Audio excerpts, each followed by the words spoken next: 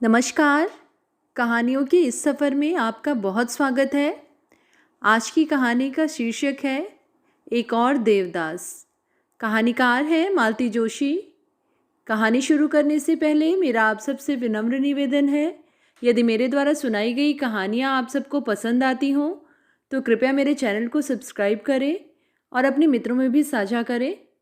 कहानी पसंद आने पर उसे लाइक और कमेंट ज़रूर करें। तो चलिए सुनते हैं कहानी। सारी शाम जैसे रणचंडी मुझ पर सवार रही। पहले तो माली बाबा को बगीचे की दुर्दशा के लिए लताड़ा। वह बेचारा लाख गिड़गिड़ाता रहा कि सावन भादों में बेग में घास फूक तो होती ही रहती है, पर मुझे कुछ भी सुनने का होश न था। फिर सामत आई सुलेमानी की। वह शायद पगार की आशा में चढ़ाव के पास बैठी थी। उसकी बोझिल देह को अनदेखा करके मैंने कंपाउंड की गंदगी के लिए उसे जोरदार डांट पिलाई। फिर उसकी याचना भरी निगाहों की परवाह किए बिना ही जोरदार शब्दों में ऐलान कर दिया कि जब तक हॉस्टल का अहाता ठीक से साफ नहीं हो जाता पगार नहीं मिलेगी। सीढ़ियाँ चढ़ते हुए याद आया कि आईने खुद ही सुलेमानी से कह रहा है कि जचगी होने तक वह बच्ची को भेज दिया करे। नया आदमी रखने से उसके पैसे कटने का खतरा जो था, लेकिन यह बात याद आने से गुस्सा कम नहीं हुआ, बल्कि वह हर सीढ़ी चढ़ने के साथ बढ़ता ही गया।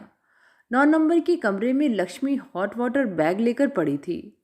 मुझे मालूम था पीरियड्स में यह लगभग बीमार पड़ जाती है।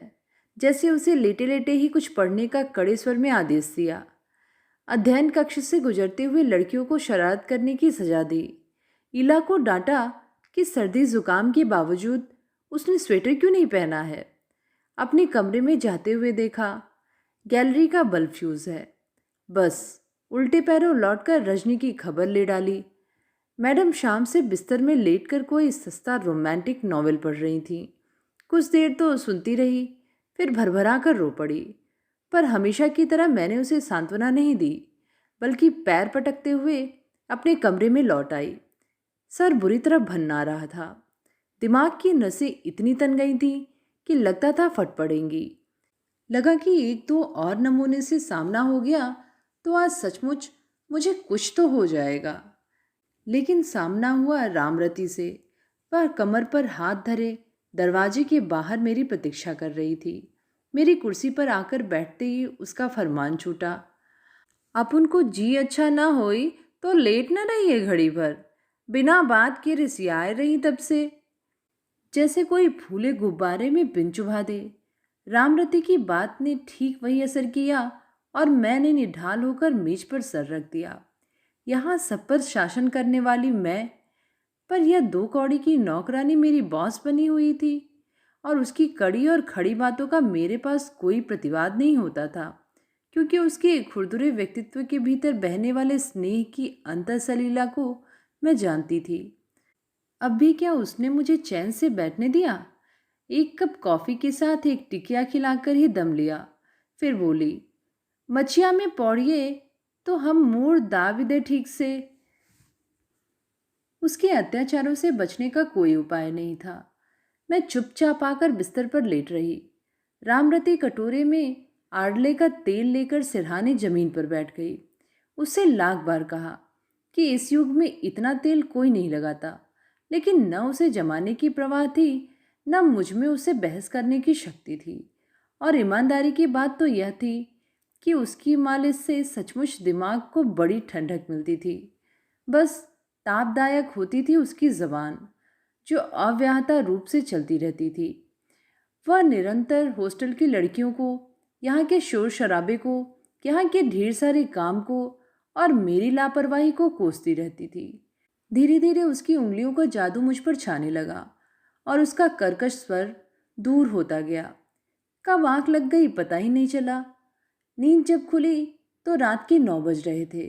मुझे चादर उड़ाकर रामरती इधर उधर हो गई थी। फिर भी मैंने उठने का खतरा मोल नहीं लिया, चुपचाप लेटी रही। शाम की सारी घटनाएं याद आने लगी। उन लोगों के करुण चेहरे आंखों के आगे घूम गए जिन्हें मैंने इन बात के लिए डांट दिया था। अपने ऊपर बड़ी ग्लानि हो आई। पता नहीं सबने मेरे बारे में क्या सोचा होगा? क्या रामरती की तरह वे भी समझ गए होंगे कि मेरा जी अच्छा नहीं है? क्या हो गया है मेरे जी को? दोपहर तक तो अच्छी भली थी। सुबह लड़कियों को गुड्डी दिखाने ले गई थी। दोपहर को रजनी के साथ ब्लू वेल्स में खाना लिया था। तीसरे पहर रामरती के हाथ की बढ़िया कॉफ़ी पीकर पिछले महीने का हिसाब देख रही थी। तभी, हाँ, तभी प्रिंसिपल मैडम का बुलावा आया था। इतनी कोफ्त हुई थी। एक तो जुलाई महीने का हिसाब वैसे भी गड़बड़ रहता है। सुबह 5 लड़कियां होती हैं तो शाम को खाने तक 15 हो जाती हैं। फिर दूसरे दिन पता चलता है 2 लड़कियां हॉस्टल छोड़ रही हैं। उनके डिपॉजिट को एडजस्ट करते करते दम फूल जाता है।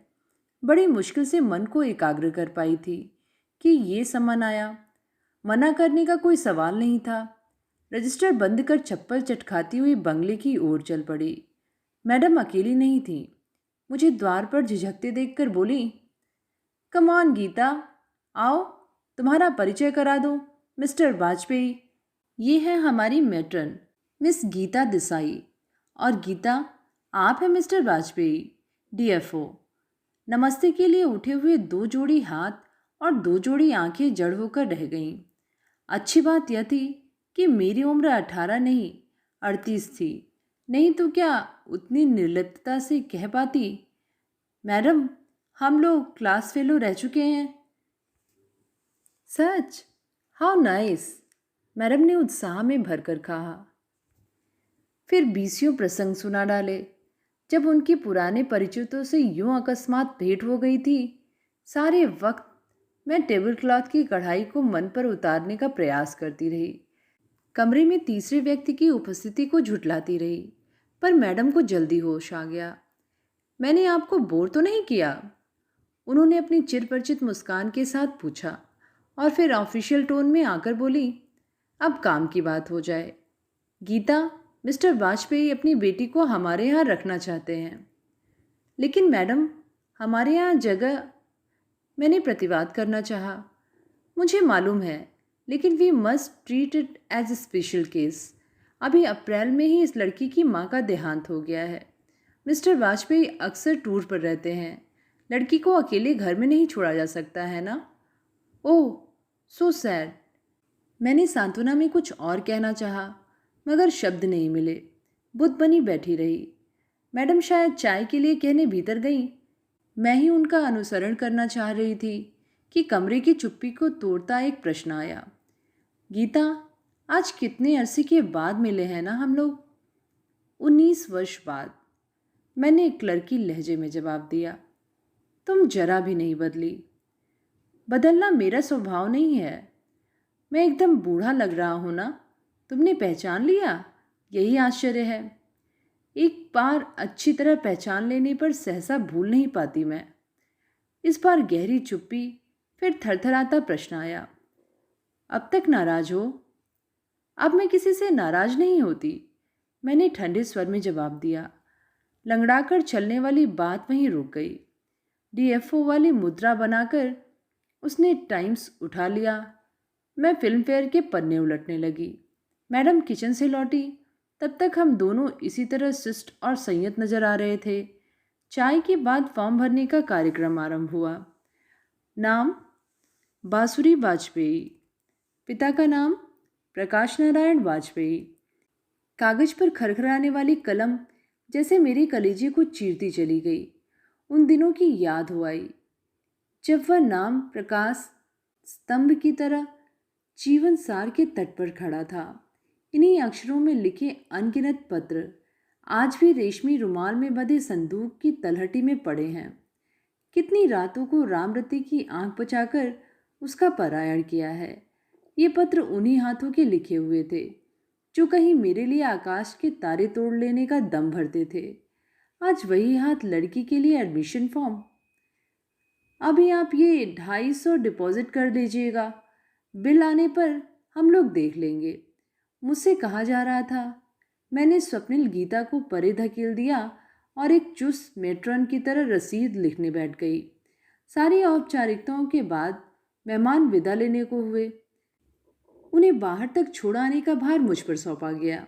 गाड़ी में बैठते हुए उसने कहा, मैं बसों के लिए बहुत चिंतित था। मेरा हेडक्वार्टर भी यहाँ नहीं है, कोई लोकल गार्जियन भी नहीं दे सकता। लेकिन तुम यहाँ हो, अब मुझे कोई फिक्र नहीं रहेगी।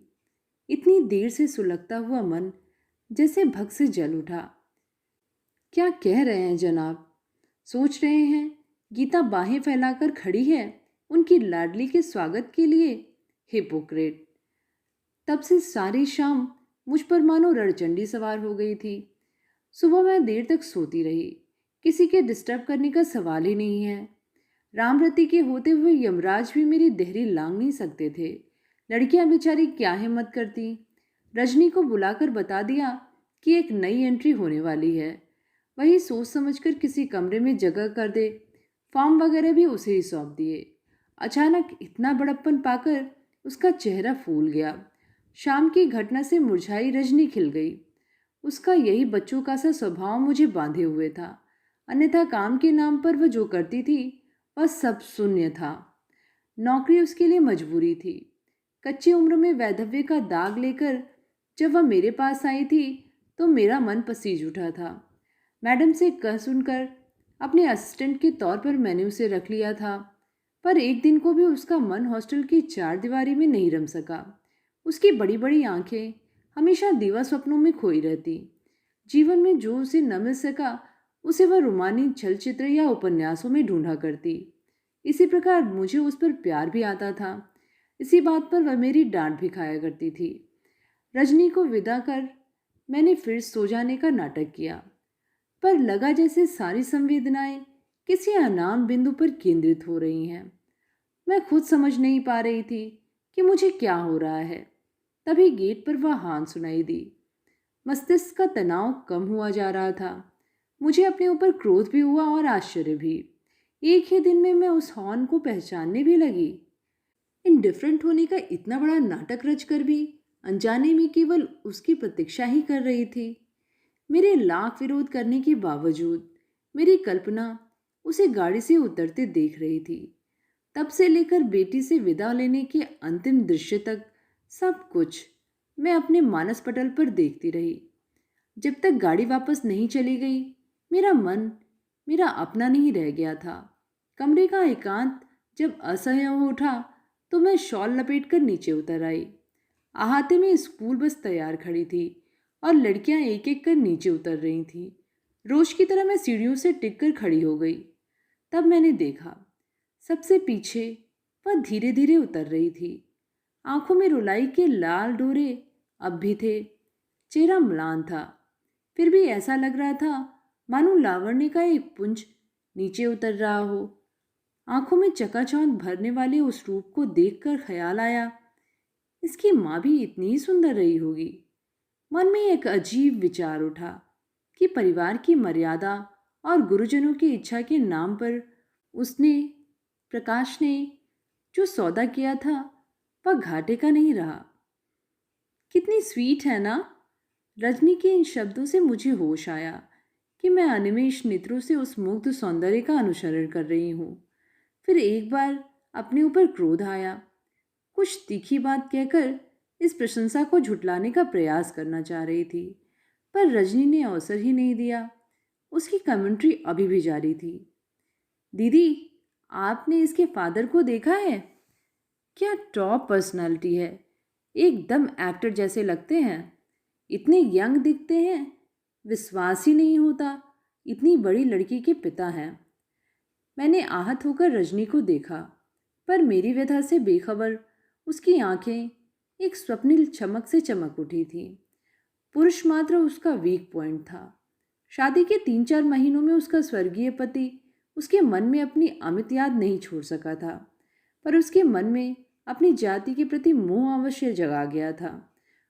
रूढ़िवादी परिवार से विद्रोह का साहस जुटा पाती तो रजनी कब की दूसरी शादी बसा चुकी होती। उसकी यह कमजोरी मेरे लिए कभी कभी चिंता का विषय बन जाती, पर इस बार मैंने उसे बैसाखी की तरह उपयोग किया। मैट्रन होने के नाते पालकों से अक्सर सामना हो जाता था। जब भी बन पड़ता मैंने रजनी को प्रकाश से निपटने भेज दिया। फिर देर रात तक उसके मुंह से मिस्टर वाजपेयी की गुणगाथा सुनने का दंड भी मुझे ही भोगना पड़ता। पर उसके सामने अपना संतुलन बनाए रखने की अपेक्षा यह अधिक सरल था। वह अक्सर आता। कुछ तो हम लोगों के व्यवहार में सौजन्य और सहानुभूति का पुट था, कुछ उसे अपने पद का अभिमान था, शायद मुझसे परिचित होने का एहसास भी था। इसीलिए वह अक्सर हॉस्टल के नियमों को ताक पर रखकर ही आता। जब जी होता बेटी को 2-4 दिन के लिए लिवा ले जाता।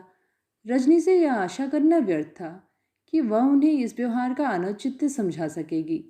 यह कठोर कर्तव्य आखिर एकदम मुझे ही करना पड़ा। एक शाम तकरीबन 7 बजे ही वह आधम का। रजनी की उत्सुक आंखों को अनदेखा कर मैंने उसे रिसीव किया। देखिए मिस्टर वाजपेयी, मैंने छूटते ही कहा, हमारे यहाँ मिलने वालों के लिए एक खास दिन, खास समय नियत है। घर जाने के लिए भी कुछ नियम हैं। इसमें हम अगर बार बार ढील देने लगेंगे तो हमारे अनुशासन में गड़बड़ी आ जाएगी। देखो गीता, उसने मेरी औपचारिकता की प्रवाह किए बिना कहा, तुम्हें मालूम है मैं टूरिंग जॉब वाला आदमी हूँ। तुम्हारे और मेरे टाइम टेबल में हमेशा फ़र्क बना रहेगा। इसीलिए यह रूल्स और रेगुलेशंस तुम मुझे मत सिखाया करो। तुम अच्छी तरह जानती हो उससे मिलने मुझे ही आना होता है। उसकी माँ होती तो मैं इसकी इतनी चिंता नहीं करता। और एक तीखी हंसी की बात बोला, माँ होती तो इस नरक जैसी रोटन जगह में वह आती ही क्यों? इतनी खीज हो आई, पता नहीं उसके गहरे आत्मविश्वास पर या पत्नी के उल्लेख पर या छात्रावास की आलोचना पर मेरा मन आप में नहीं रहा। बहुत ही सख्त स्वर में मैंने जवाब दिया, I am sorry about her mother. लेकिन देखिए, यहाँ जो भी आता है हर एक की अपनी प्रॉब्लम्स होती हैं, नहीं तो घर छोड़कर कोई इस नरक में नहीं आता। इसीलिए सबके लिए नियम एक सा ही है। उसने विस्मित होकर व्यथित होकर मुझे देखा, फिर एज यू प्लीज़ कहता हुआ कुर्सी से उठकर खड़ा हुआ। दरवाजे तक पहुंचकर कुछ देर ठिठका, फिर बोला, काश तुम समझ पाती उस बड़े बंगले में अकेले रात गुजारना क्या होता है। इतने इतने दिनों के बाद लौटता हूँ तो वह खाली घर काटने को दौड़ता है। इसीलिए पहले सीधा यहाँ आता हूँ। का इतनी दूर पवई में है, बार बार घर आ भी नहीं सकता, और उसके होने पर भी घर में वह रौनक कहाँ आ पाती है। लेकिन तुम इतनी भी मेहरबानी नहीं कर सकती? ठीक है। और वह एकदम पलटकर सीढ़ियों की ओर बढ़ गया। उसके कंधे एकदम झुक गए थे और पैर मन मन भर के हो रहे थे। तो ये थी कहानी एक और देवदास। कहानी आप सबको कैसी लगी नीचे कमेंट में लिख के ज़रूर बताइएगा। फिर मिलेंगे एक नई कहानी के साथ। तब तक के लिए धन्यवाद।